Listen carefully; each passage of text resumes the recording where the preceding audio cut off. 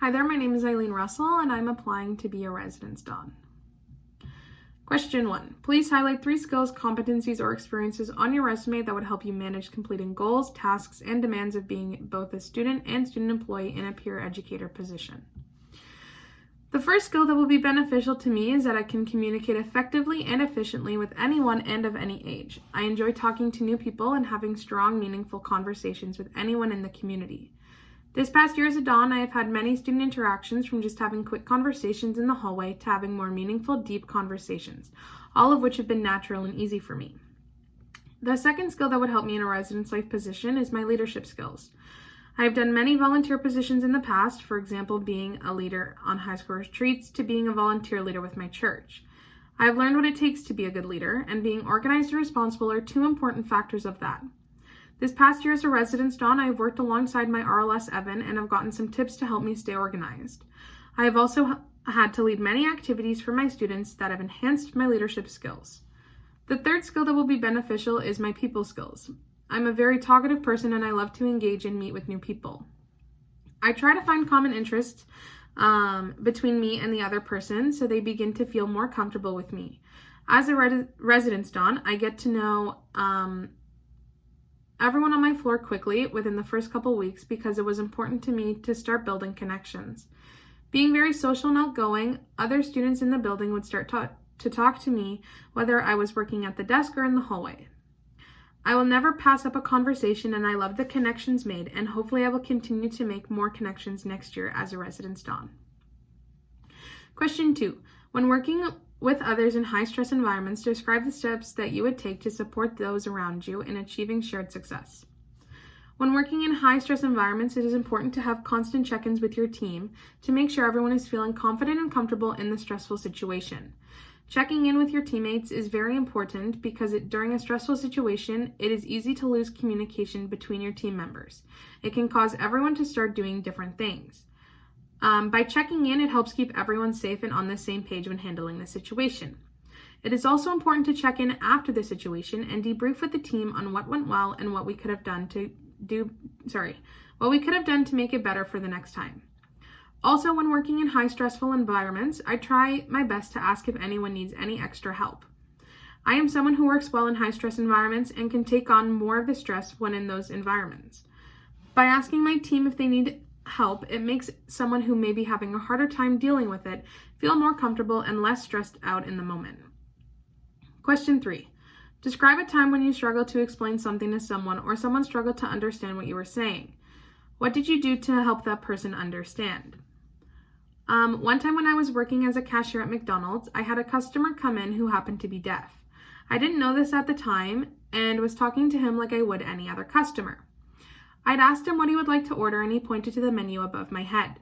At first I was confused because I didn't understand what he was trying to tell me. He then mouthed the word deaf, and continued to point to the menu.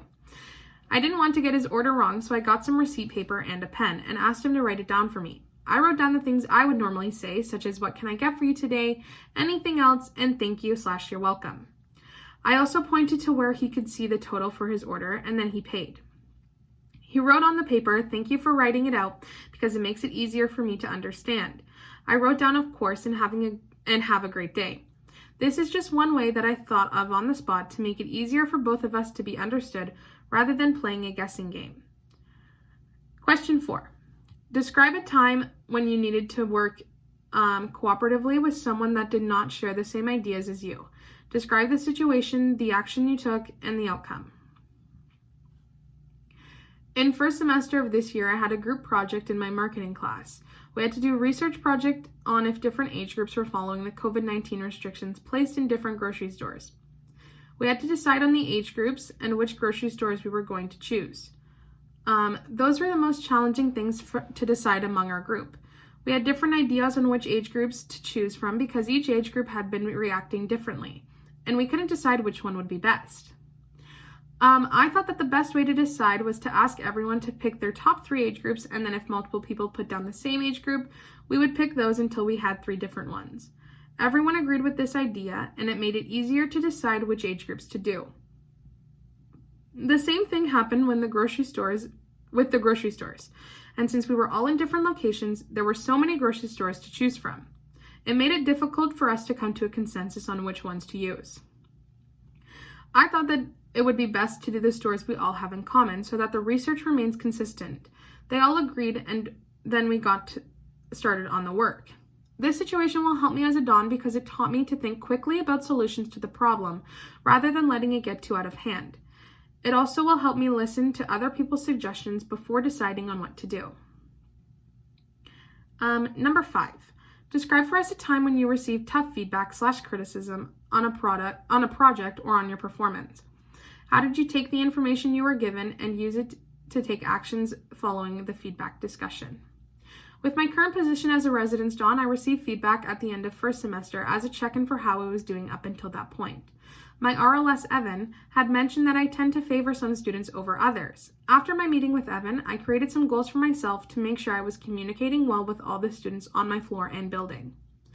Some of those goals were to check in on the students on the other side of the floor to make sure that they know that they can come to me or my Don partner if they needed to chat, or just to make sure that everyone was doing well.